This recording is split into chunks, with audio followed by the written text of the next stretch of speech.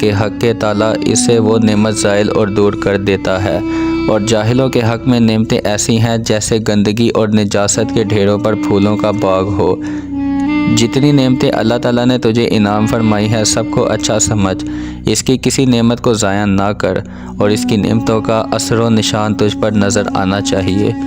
اللہ تعالیٰ کی تمام نعمتوں میں سے نہایت کامل تندرستی اور سب سے اعلیٰ ہمت اور ارادہ ہے جو کرم پر مبنی ہے۔ نعمت کی قدر اسی وقت معلوم ہوتی ہے جب مصیبت جھیلنی پڑے۔ اللہ تعالیٰ نے جو اپنے پیارے بندوں کے لیے نعمتیں تیار فرما رکھی ہیں نا، ان کی رغبت اور خواہش کرو، اور اس کی محبت اپنا دین و ایمان سمجھا کرو۔ بادشاہوں کا خلاف کرنا نعمتیں دور کر دیتا ہے، اور کھلم کھلا اللہ تعالیٰ کی نافرمانی اختیار کرنا بہت جلد عذاب لاتا ہے۔ بہت سے لوگ ایسے ہیں کہ اللہ کریم ان کو نعمتیں عطا فرما کر آزماتا ہے، اور کئی ایسے ہیں کہ ان کو مصیبت میں رکھ کر ان پر انعام فرماتا ہے۔ جنت کی نعمتوں کے سوا تمام نعمتیں حقیر اور دنیا کی تمام نعمتیں زوال پذیر ہیں۔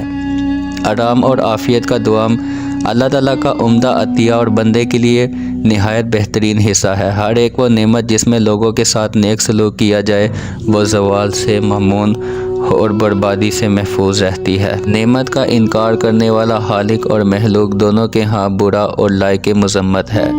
کسی کی نعمت کا انکار کرنے والا اللہ تعالیٰ کے فضل و کرم کا منکر ہے۔ اگر مال خرچ کرنے سے دین اور عزت میں ترقی ہو جائے تو یہ اللہ تعالیٰ کی بہت بڑی نعمت ہوتی ہے۔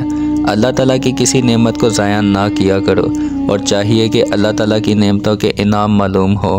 ایسی حالت رکھو کہ اللہ کریم نے جو نعمتیں تجھے عطا فرمائی ہیں ان کا نشان معلوم ہونا چاہیے، اور یعنی جب اللہ تعالیٰ کچھ دے